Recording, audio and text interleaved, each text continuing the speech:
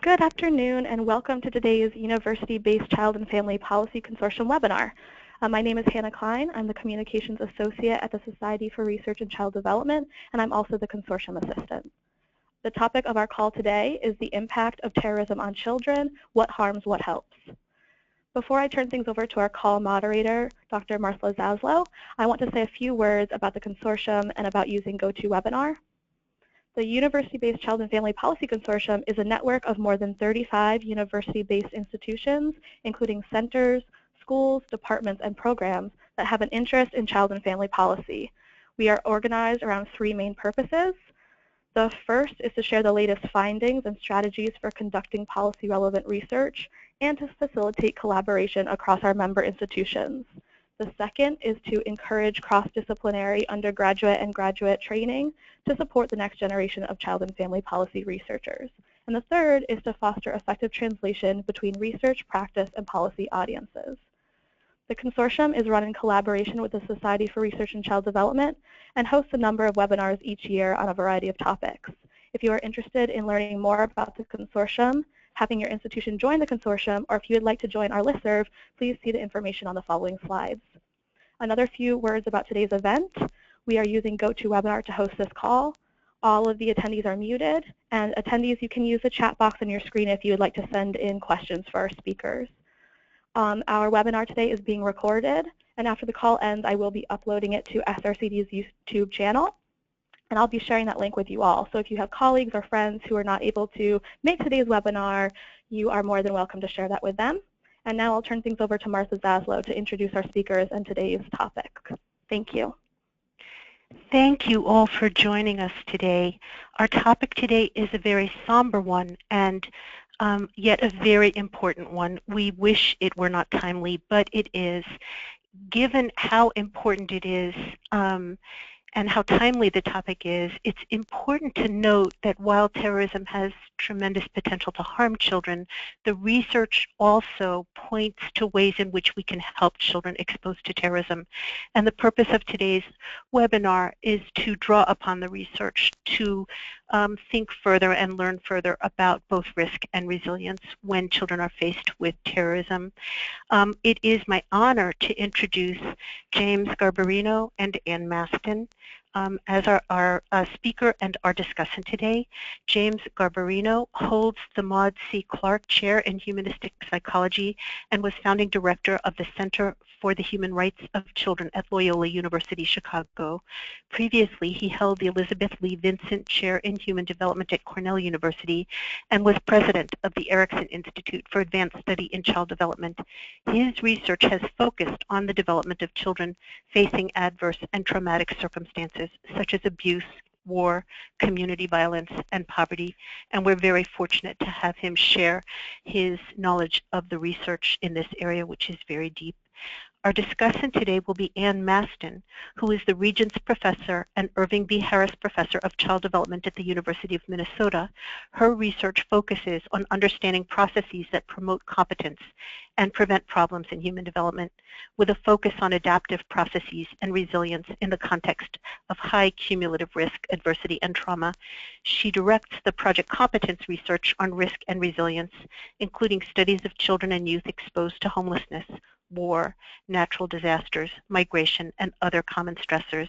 She is past president of the Society for Research and Child Development and currently serves on the board of Children, Youth, and Families for the U.S. National Academies, where she co-chairs the International Forum on Investing in Youth in Young Children globally.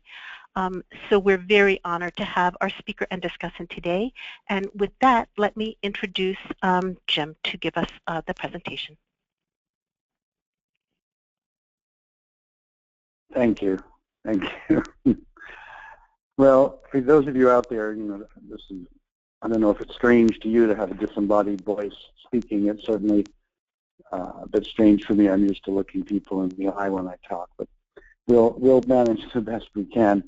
So I'm going to talk for about 20 to 25 minutes. I think that's what we agreed. And for those of you who are graduate students, I assume there are some out there, the paper that this is based on that you have access to was co-authored with 3 graduate students in developmental psychology.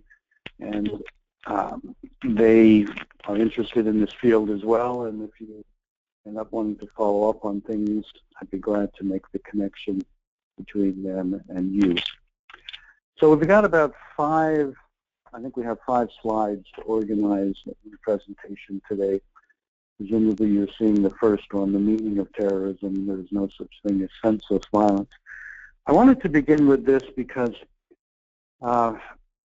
most forms of extreme violence, I think, are foreign to many people in developing countries, and certainly educated people, and certainly people who live sort of comfortable lives.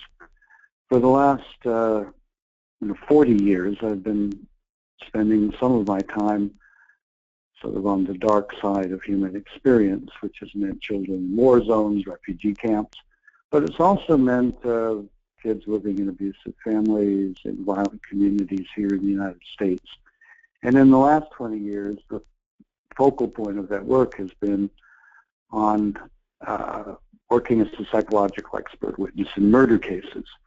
I mention that because one of the things that emerged very clearly to me in that work, where I spend time sitting down with people who've committed murders, often grotesque crimes of violence, is that this divide between the people who commit these acts and everyone else often leads people to think that these acts of violence are senseless, they're just crazy, wild, evil.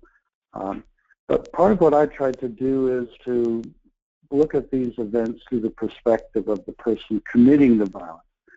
And that's where this idea there's no such thing as senseless violence comes from, that violence makes sense to people, at least at the time they're committing their violent act. Now, in retrospect, they may look back and see it differently, but at the time, it makes sense. That's true of, the 100 killers that I've interviewed over the last 20 years. But the relevance here is that it's also relevant to understanding terrorism. People will talk about some of these attacks, whether it's in California or in Paris or in Nigeria or in Kuwait or in Iraq or in Syria, as being senseless. And I understand the impulse to do that, but I think part of what we need to do is to recognize why and how these acts make sense from the perspective of the perpetrator, in this case the terrorist. If you get a chance to look at the whole report, the opening section deals with this question of why does what seems like senseless violence to the outsider make sense to the insider. And I think the reason is that people have persuaded themselves that the end really does justify the means. Make reference to a quote from Dostoevsky, where in one of his books, a character poses this question. Says, if it would bring about utopia, if it would bring about the end of human suffering and a new glorious day of justice and peace, would you be willing to torture to death one child? And the character in the book says, most people actually answer the question yes. And to me, that's the fundamental yes that terrorists answer, that they think that the purpose of the suffering of that child or those children or their parents is worth the outcome, whether it be caliphate, an Islamic State, whether it be a free nation that's overthrown tyranny and oppression, whatever it is, this sense of it making sense and being worthwhile is at the core of it. And of course, it's a very interesting, important question to understand why people get to that point, and are there people who never get to that point, people who would refuse it? And I mention that because it really leads to the second slide.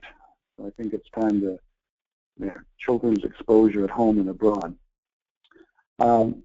Children are exposed to terrorism all over the world, and if you take a historical period, there's probably no place that hasn't had a period, at least, in which terrorism was the norm rather than the exception. And I think for us as Americans, I see most of us listening are Americans, I'm an American, it's very important that we see that this is not just something that happens abroad, that there's something historically American about the use of terrorism. Our founding fathers the first 4 presidents of this country were involved in the revolutionary and pre-revolutionary activities, some of which were, by contemporary standards, terrorism. Way back when I was an undergraduate, I did my honors thesis on the American Revolution as an insurgency. And I used a manual developed by the U.S. Army for use in Vietnam about insurgency, which includes the use of terror as a political weapon. And the American Revolution fits in quite nicely. That when these political struggles get that intense, people are willing to use violence as a way to induce fear, as a way to induce power and control. Now that, that's very clear. Of course, in the treatment of indigenous peoples in the United States, certainly into the 20th century, there was the use of terror as well. Populations being attacked, children, mothers, parents being attacked without any sense of direct military objective, but rather as a way of inducing fear and compliance. And of course, probably the best documented use of terrorism in the United States is what was perpetrated against African Americans between 1870 and 1950. Research shows that there was something like 4,000 lynchings, mostly in the American South in that period, and they very clearly were used, as any terrorist would, to induce fear, to induce control, and to maintain a particular power structure. As our paper points out, some of what was done would seem quite familiar to ISIS. There were beheadings, there was dismemberment, all in an attempt to terrorize the black population and keep them subjugated. So I think we have to be very careful, not to think that our exceptionalism includes an exception from having elements that are willing to commit terrorism. And of course, abroad, supporting terrorist activity has been in American foreign policy, certainly for many, many decades. Anyone who's familiar with Central America, for example, knows that American resources and support were used for political agendas to engage in terrorist acts there. El Salvador has a prime example in the Mazote massacre. Anyway, it's important to get that out on the table. Let's move to the next slide. I guess it's the third slide, which says acute and chronic trauma in childhood. For us as developmentalists, in one way or another, the concept of trauma is probably the place where we engage this issue of terrorism most. I think for most people, the political discussion, the historical discussion that I was just offering is tangential to certainly professional concerns. But trauma for us is really what it is, what we professionally can understand and deal with. As the slide implies, traumatic events versus traumatic social environments, I think in the last 20 years or more, one of the most important distinctions that has emerged in trauma studies, particularly trauma studies as they apply to children, has been this idea that there's I'd even say a radical difference between the experience of a single incident of trauma and a chronic experience of trauma.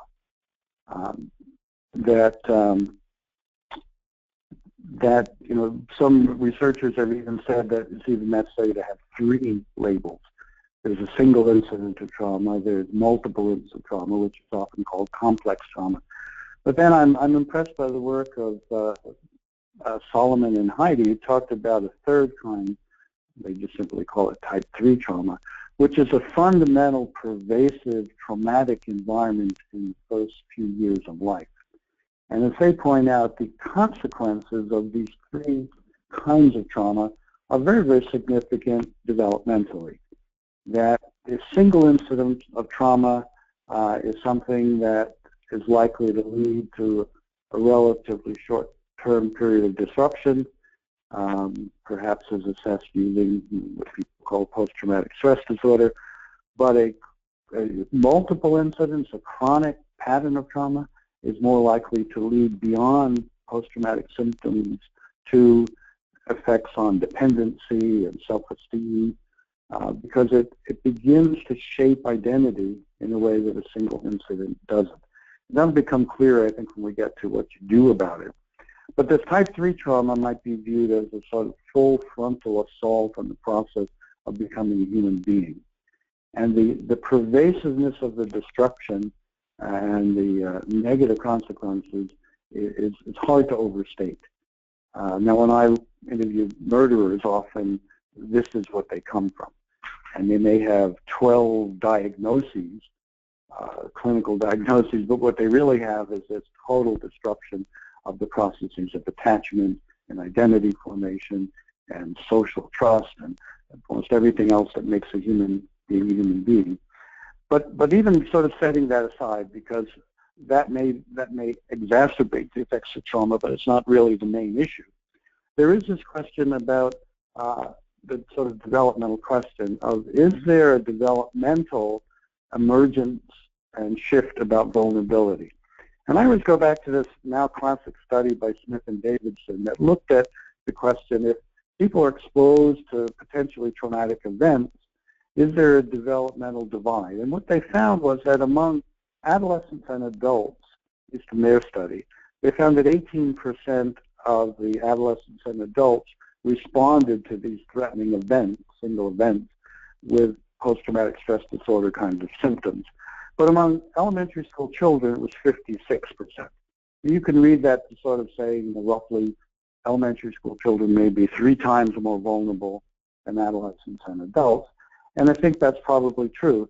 The one sort of caveat might be that really young children may be less vulnerable because it's easier to shield them from appreciating the reality, the cognitive reality of what's going on. I'll give you an example. When I was in Kuwait after the first Gulf War, the Iraqi occupying force in Kuwait used terrorism to suppress the population. And I spoke, this is after the war, I spoke with a woman who had smuggled her 2 children out of Kuwait one night to avoid this terrorist regime that was in place. And she had a 4-year-old daughter and a 10-year-old daughter. What she told them was that we're going to play the escape game, and as a way to couch this very dangerous thing of trying to get out of the country as a game. Well, the 4-year-old, 5-year-old, whatever she was, bought into this completely, and she was playing the escape game. Her older sister, who was 10, appreciated this was a ruse to reassure her younger sister, and to her credit, she played along with it. But I think that's sort of the point. The elementary school child can get the cognitive significance of what's happening. The younger child can be shielded from it. The teenager and the adult have more resources to manage that cognitive threat. And of course, trauma really is the simultaneous experience of these overwhelming negative cognitions or thoughts coupled with these overwhelming arousal. And understanding what affects the capacity of kids to manage or experience one or both is an important part of this. If you go to the full report, there's a discussion of this. Well, let's go now, looking at my watch, let's go to the next slide, some examples. And here we have examples from South Africa, Northern Ireland, Israel, and Palestine. 4 areas that have had extensive periods of terrorist activity. To start with South Africa. Again, I don't know how much people know about South Africa, but roughly from 1948 to 1994, there was chronic, almost normalized terror used to suppress the majority black and what's called African, what's called colored populations on behalf of a small white minority. And this terror included all the typical techniques that are used around the world, from selective assaults to community victimization to political extortion, a whole wide range of things. And that's, so there's half a century of that.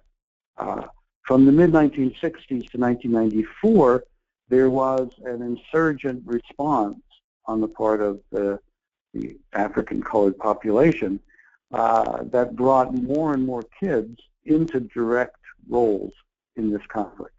And the terrorism was used against them to suppress them, but of course the insurgent group also used terrorism against the minority white population as a way to try to force them into political change. As most of you know, eventually Nelson Mandela, who we have streets named after him, Nelson Mandela was originally jailed as a terrorist, and he was.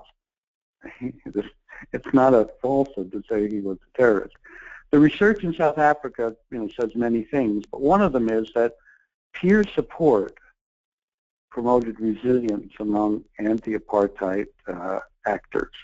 In this case, focusing on young people, they're called the Young Lions. So this, I think, is one of the interesting things that comes out of this research, that solidarity is one of the antidotes to being demoralized and destabilized by terrorism. It's one reason, I think, why kids in organized war zones with organized political rationales for the violence, I think generally do better than kids who live in sort of meaningless war zones like we have in Chicago, where there isn't some larger purpose being served. So that I think the role of social support for peers in producing that is one sort of research message from South Africa. From Northern Ireland, you have decades of terrorist activities by the state and by insurgent groups, and that's been studied for many, many years. Two things that I think are interesting illustratively from that research. One, that projective tests, which have been used in many areas, reveal that when this chronic violent terrorist culture infuses the minds of children, you begin to see evidence of it through projective testing. And in Northern Ireland, for example, when kids were given neutral pictures, they projected violent conflictual themes onto those pictures. It reminds me when we use projective tests with Palestinian kids. I'll get to them in a minute. They would look at a picture of a kid with a violin from the TAT, traumatic apperception, and they would see a gun and not even a violin. That's how vivid the sort of penetration of their consciousness was. But the other thing that came out of Northern Ireland was that in addition to this sort of chronic, free-floating sort of psychocultural effect of terrorism, they did find that when children were close physically and psychologically to specific terrorist attacks, there were the usual outbreak of at least short-term post-traumatic stress reactions. For example, one very famous incident that was studied of a bomb, 47% of the kids had documentable post-traumatic stress symptoms. In Israel, the small country and the chronic history of dealing with both war and terrorism, has meant that, for example, in one study from that over a 10-year period starting in 2000, 70% of the kids indicated they had been directly or indirectly affected. In 2002, 27% of the kids in the whole country were showing mild PTSD symptoms. 5% were showing severe or very severe symptoms. But the rates that Israeli children demonstrated these traumatic responses generally was reported to be lower than other conflict zones. And the explanation that's given is that Israeli culture and society has been really smart about finding ways to maintain stability in day-to-day life for kids, even in the midst of threat. And as you'll see later, that maintenance of stability, of routine, and of the sense that life is going on and your parents are okay and your teachers are okay is maybe one of the best protective factors for dealing with terrorism. Among Palestinians, they're sort of the complementary side to the Israelis, except that the exposure to trauma among Palestinian kids is much higher than among the Israeli kids, whether it's a number of physical injuries, deaths, or very traumatic images, much higher.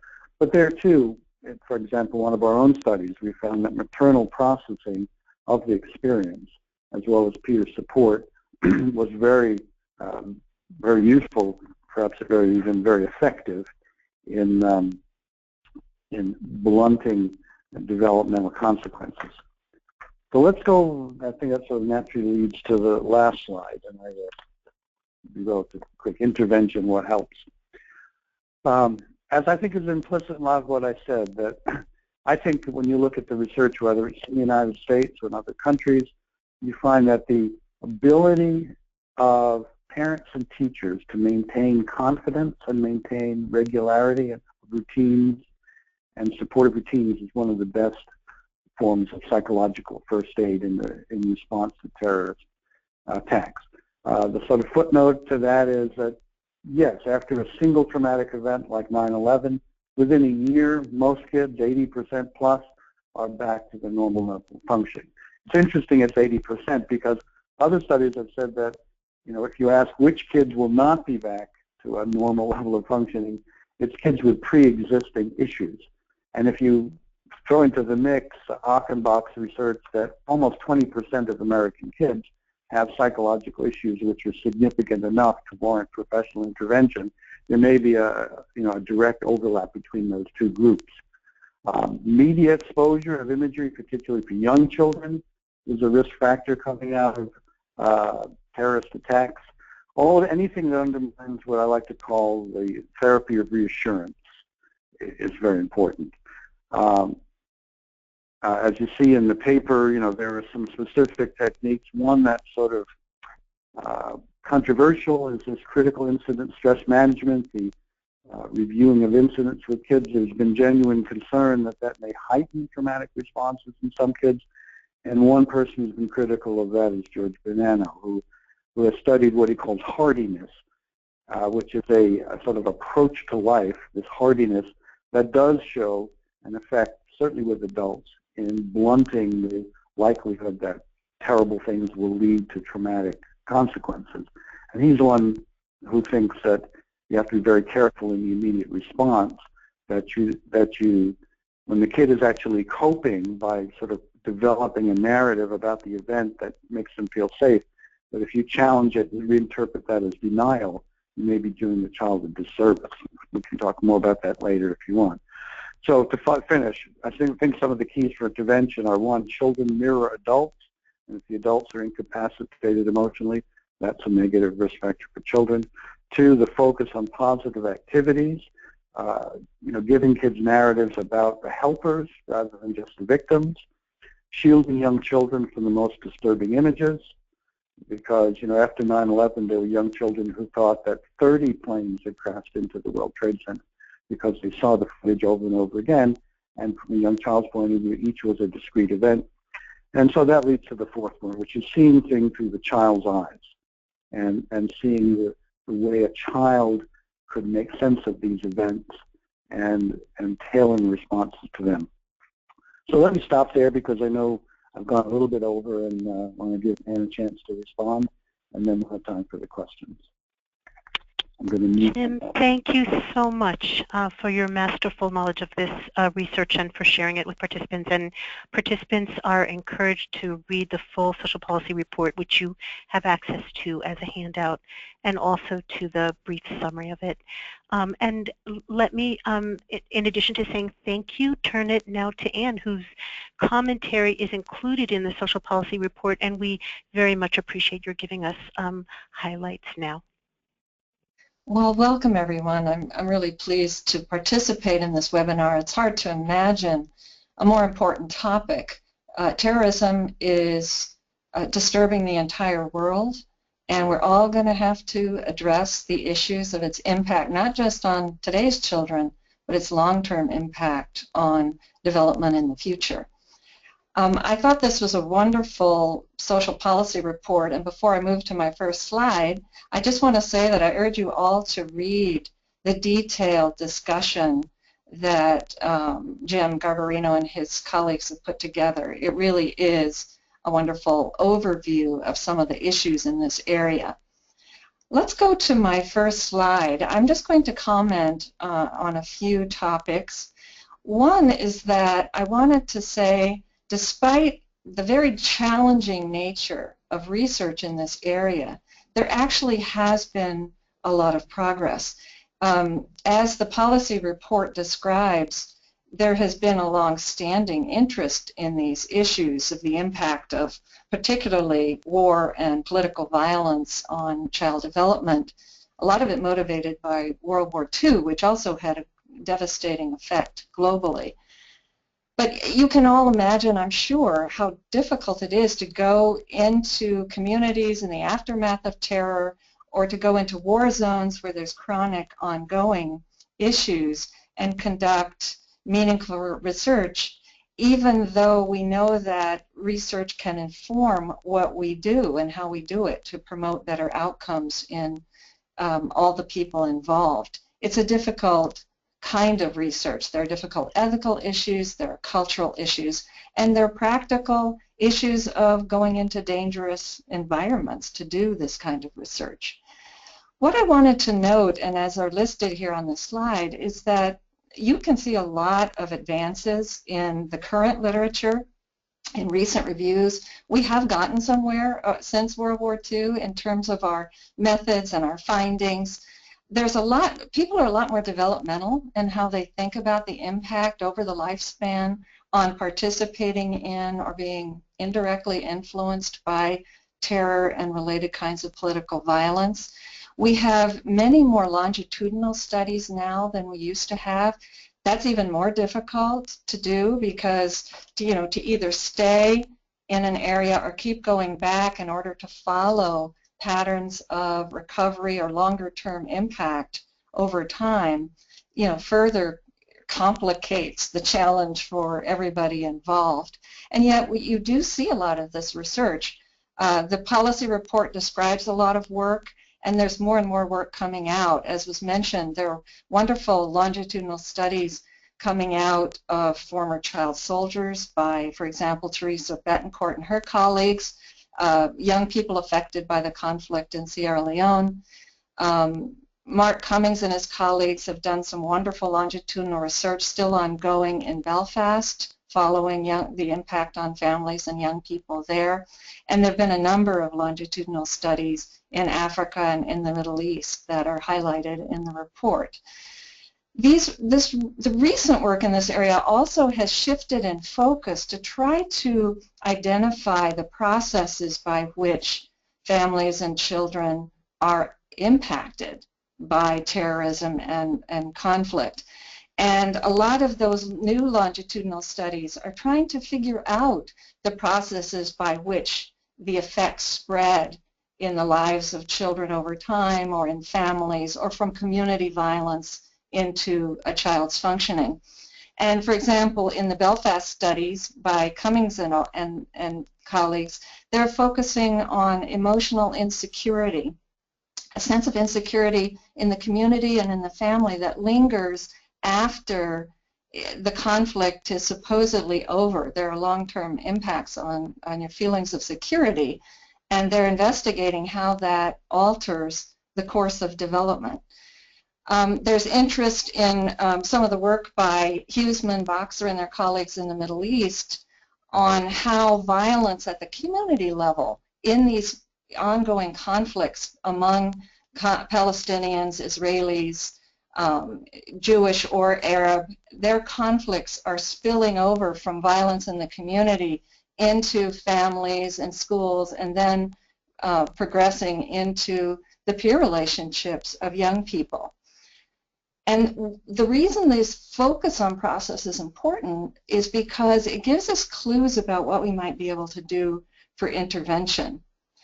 Also, there are people studying the recovery environment. What's important in a recovery environment to help children and families get back to normal, or resolve a lot of the stress and trauma that they've experienced? And then finally, another kind of process that's under study these days is taking a more nuanced look at how young people get involved in warfare and terrorist acts, not only in terms of radicalization, but also in what kind of situations do teenagers find it rewarding to participate, what kinds of conflicts. And there are a lot of important studies going on to try to understand those processes. We're seeing many kinds of focus in this research, both at the community level and at the individual level. There's much more focus on cultural influences, on the nature and processes of perpetrating or reacting to violence. The research that's being conducted is also much more widespread. People are doing research in many more different regions of the world, and they're doing it with a much greater cultural sensitivity than originally was employed. People are concerned about their measures and whether they're valid across different cultures.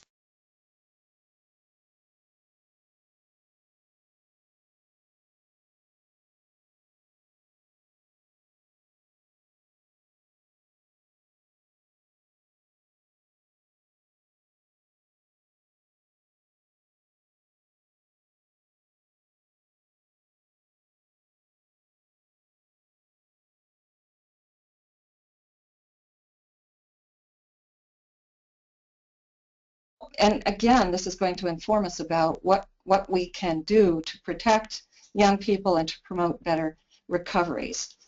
And finally, I want to note here is that there's more and more research that is sophisticated with respect to testing what works. There are more randomized controlled trials in general, experiments to see which kind of interventions may work better for which children exposed to different kinds of issues. There are also evaluation studies of large-scale efforts by countries or regions to try to promote resilience in children, and more efforts to kind of consolidate the evidence from different kinds of research into advice and practical guidelines and strategies for those who are trying to help families and children or trying to prepare communities for a better response.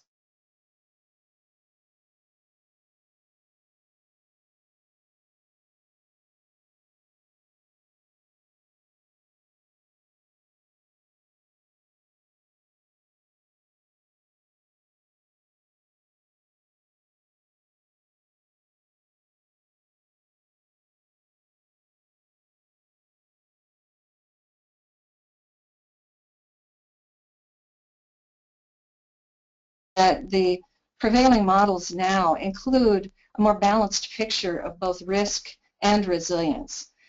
When I think about resilience, I think about it as the capacity of a person or a family or a community to respond effectively to whatever kind of trauma and disruptions you're focused on, whether those be from terrorist acts or other kinds of political conflict. And there's growing realization now that the resilience of a child or the resilience of a family depends on many other systems. Our capacity as a person, our capacity as a family or community for recovering and resisting a breakdown in the face of a threat depends on the successful operation of many systems.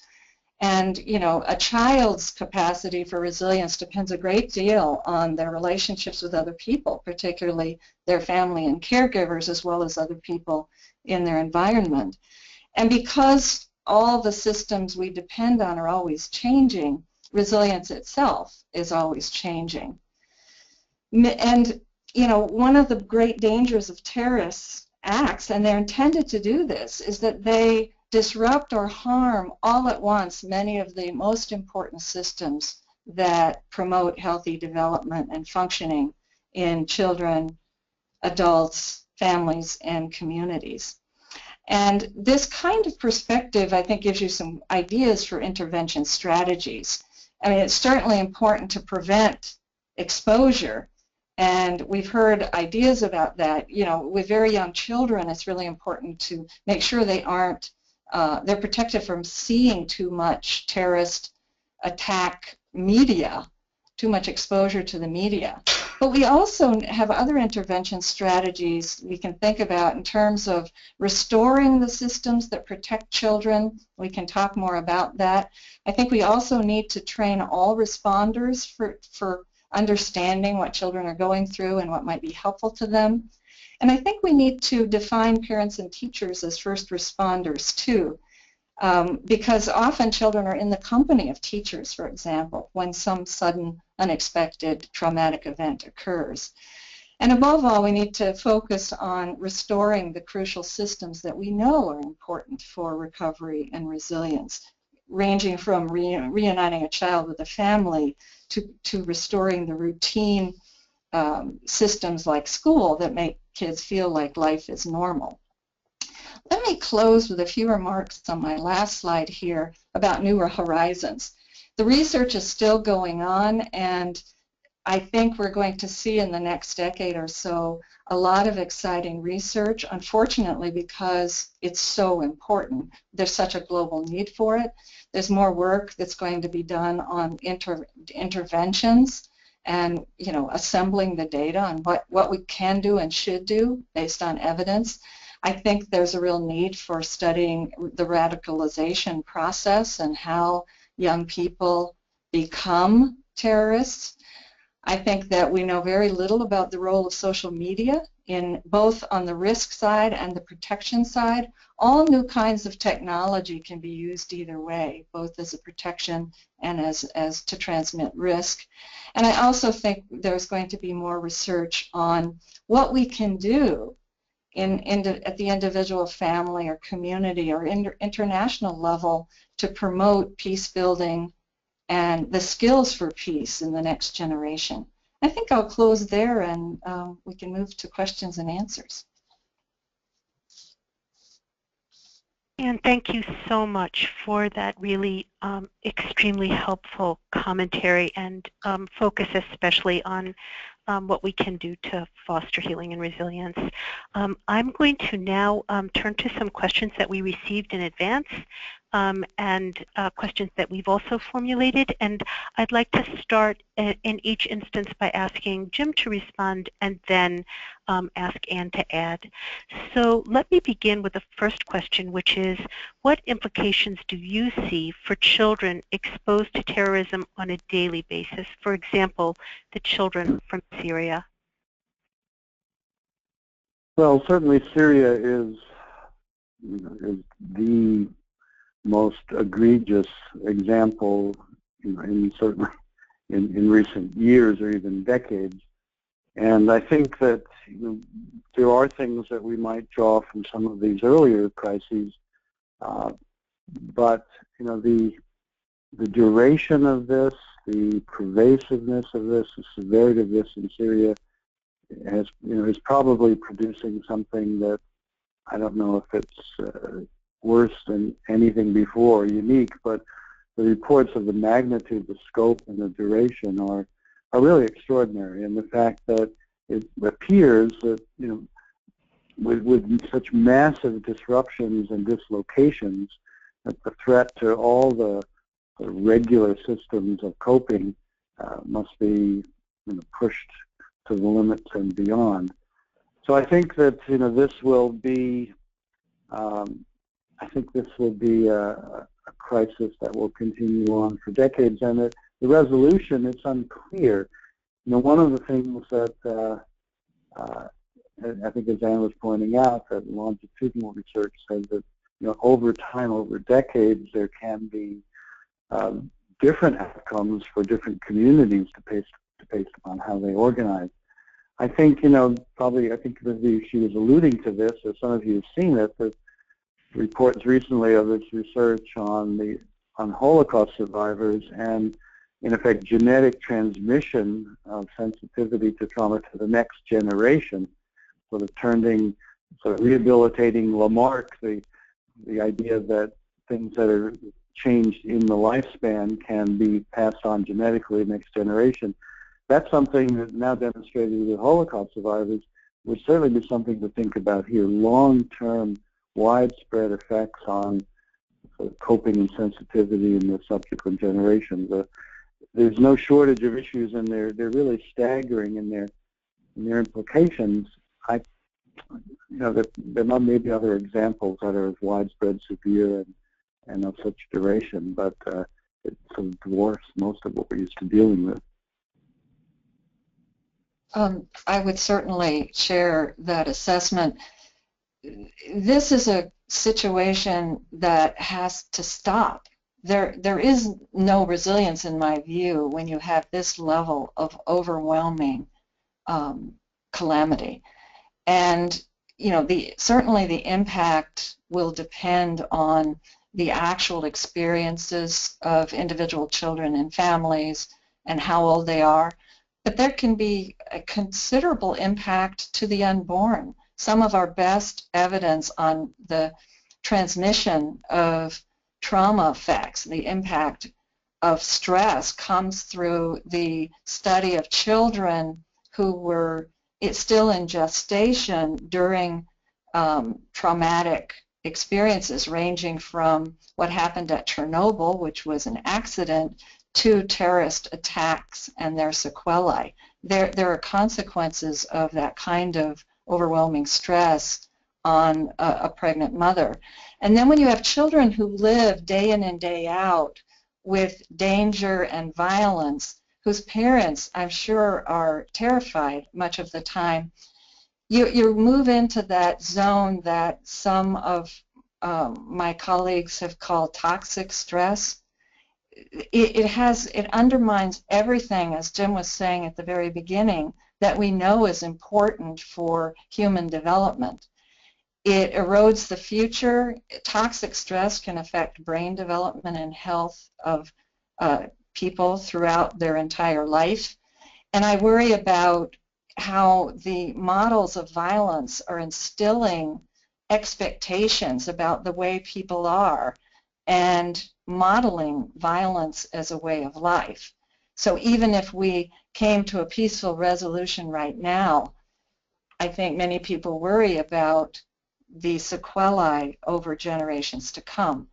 On the other hand, I do study resilience, and even under absolutely terrible situations, there still is a lot of hope for resilience. And, you know, action matters. We still can do something to support resilience even in this terrible situation. I did some research here in Minnesota with survivors of Pol Pot. These were Cambodian young people who managed to survive the killing fields of Cambodia and migrated to this area. We have a very large population of those survivors. And it was astonishing, really, to hear what they went through in a very similar form of genocide, to see that they did manage to, recover in many ways. They still had post-traumatic stress and symptoms, many of them, but they were managing to do amazingly well. I mean, human beings have a lot of capacity for resilience, but we have to stop the situation there. There's just too much and too severe adversity in that region. Can I add one thing to that? I've been sort of agitating that when we talk about PTSD, I think we'd be better off if that D would shift from post-traumatic stress disorder to post-traumatic stress development. I think that's actually more realistically encompasses that what this is about is how do you move forward after this terrible challenge. And as Ann says, first it has to stop, and then you can move on. The analogy I might point to is, I interview guys in prison now because of the Miller versus Alabama Supreme Court decision, guys who committed murders in adolescence who were given life without parole, and now because of the Supreme Court are getting a new look. A lot of these guys, if you looked at what they experienced in their first 15 years of life, when you think about the family disruption, substance abuse, violence, abuse, deprivation, racism, all the rest of it, you can see that people, if they commit a murder at 15, they might think this really is a hopeless case. But now, many of these guys now I'm interviewing them, it's 20 years later, and it is remarkable. They still carry the scars of that, but their ability, the human ability to sort of reorganize once it stops. They very often say, if you say, what would have happened if you hadn't gone to prison at 15? And they often say, I would have been dead by 20. But the ones who are able to find some positive path in prison have undergone remarkable transformation. So that, I think, I'd endorse the idea that, it's not a hopeless story, but it's got to be, there's got to be a post before it really can kick in, I think. Thank you both for those extremely thoughtful answers. The next question has to do with media exposure. You've indicated that one of the issues that we're facing is that the same terrorist occurrence may be reported again and again in the media. What do you think parents should do when there are recurrent reports of terrorism in the media?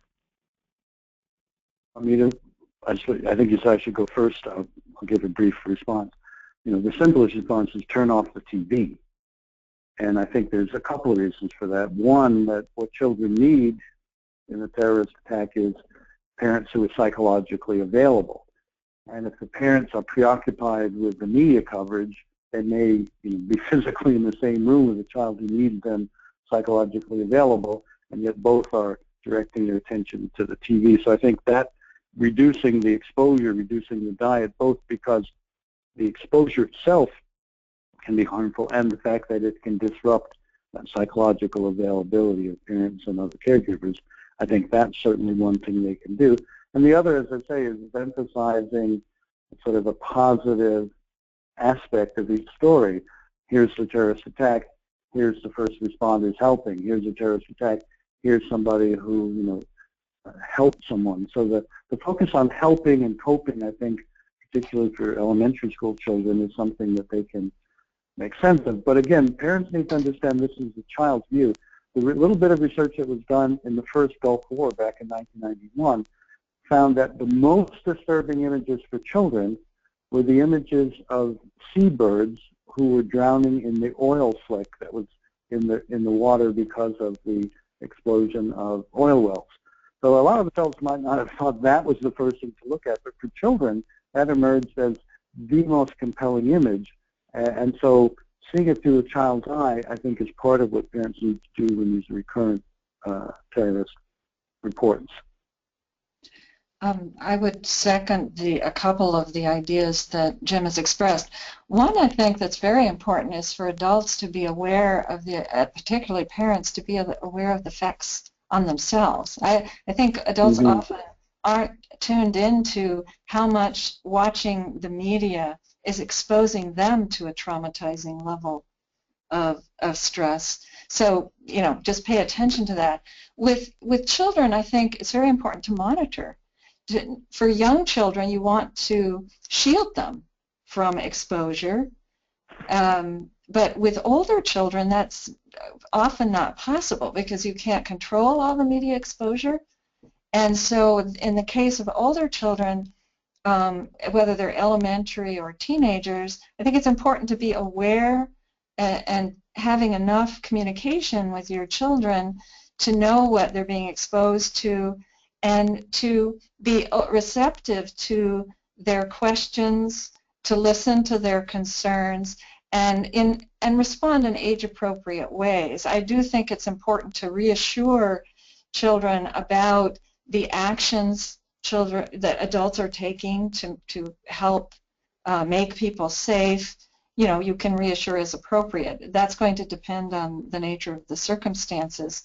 I also think that often children want to do something, and something constructive. Not only is it, I think, wise to talk about what adults are trying to do, but adults like to know some things they could do that might be helpful, and it might be something like, helping out with a little fundraiser at school or some other kind of basic way to help make things better, something that children can have some control over. But I think reassurance, listening, and as Jim often says in his report, maintaining a kind of calm in and of itself communicates reassurance to children. And I think that parents who are totally distracted by watching events over and over again on TV aren't able to communicate that kind of calm assurance the way they are when they're really paying attention.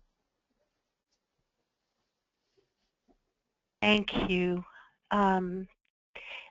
Turning to the next question, the Social Policy Report points in the direction of resources for those providing emergency services for children affected by terrorism. Could you talk briefly about what you think are among the most important resources for human services providers? Well, I'd just say that I think there's some good things suggested in the report, and Ann is certainly involved in lots of efforts to improve that even better. When I was president of Erickson Institute back in the 80s, the whole faculty developed a book which was called What Children Can Tell Us, which, obviously it's a bit dated now or old, but that there is a need for adults to understand how particularly young children communicate and understand the world. And the book is a bit old, but it is a resource still worth going back to for some very practical things about, for example, in asking questions of children. There was a judge in California who used the rule of age plus one, that you couldn't ask a question that had more words in it than the child's age plus one. Who knows if it's 1 or 2 or -1, but the point is that adults who need information from children in these emergency situations need to have those sorts of understanding of the linguistic possibilities and limitations of children, the concreteness of their thinking in many cases, and be open to the way they connect. I remember during the first Gulf War, a whole class of children, third graders, when asked, "Do you know someone fighting in the war?" all said yes. And it was only when somebody looked into found that the music teacher in their school had a son who was in Saudi Arabia who was going to fight in Kuwait, but she had a picture of him on the piano, and the kids knew about him. And so every kid felt emotionally connected to that. And I think that's something people need to be aware of, is the resources that point you in the direction of understanding a child's mind as a way of understanding a child's experience, so this before you go in with presumptions from an adult perspective. I would add that, or kind of reiterate a couple things that have come up before, that there are a lot of good resources out there. The National Child Traumatic Stress Network has a lot of kind of informational guides, training, and tips for different audiences. Some are for parents, some are for traditional first responders, some are for teachers.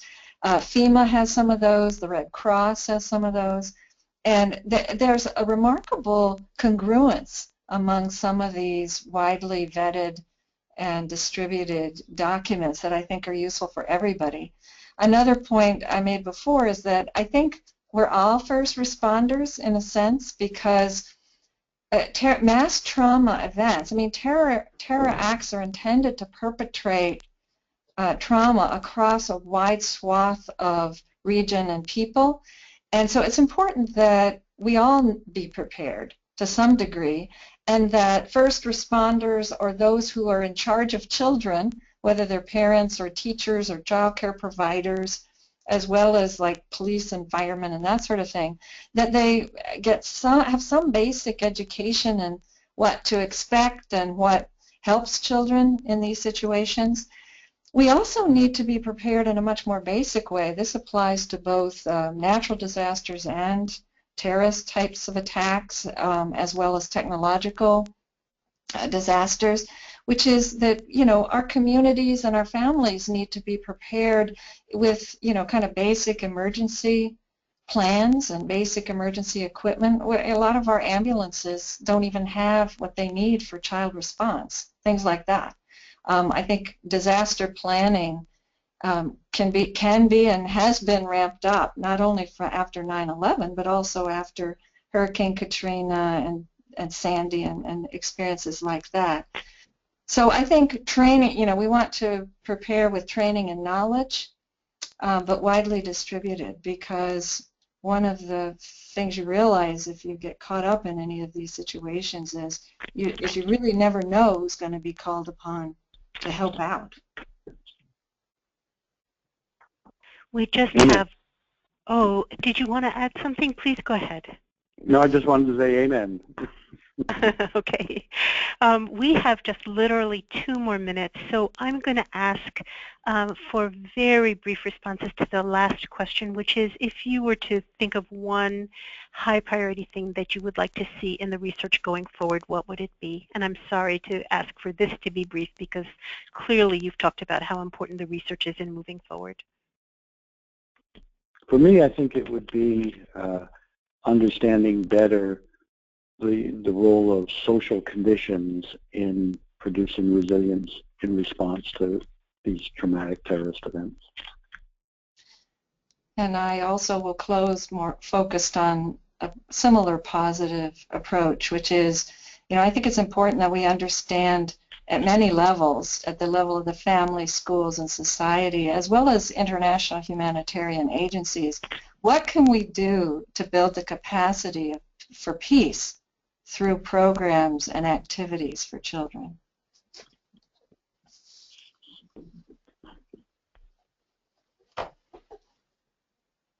All right, thank you again to everyone, our moderator, our speakers, and our attendees for joining us today. If you enjoyed today's call, you may be interested in future consortium webinars, which will be hosted throughout this and future academic years. You can join the consortium listserv to receive notifications about future calls, a quarterly newsletter, as well as other job and event announcements. And in my follow-up email, I will attach a copy of today's slides, the SPR and SPR brief, and I will also include a link to today's call, which was recorded and will be posted to SRCD's YouTube channel. So thank you again, and enjoy the rest of your day. Thank you. Thank you. Goodbye, all. Goodbye, thank you. Thank you so much.